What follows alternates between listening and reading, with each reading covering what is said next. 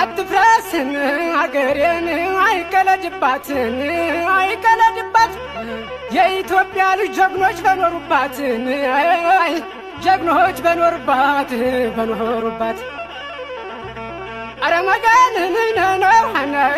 ልቤን አረጋለኝ አይጎራወነ ስራም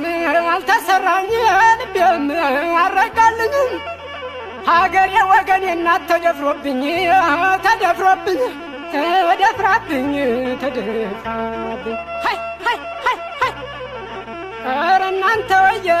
ትዕግስት ያስፈራል እውቀት ያስፈራል ሃይ መገን ነውና ኧረ እናንተ ወየ እውቀት ያስፈራል ትዕግስት ያስፈራል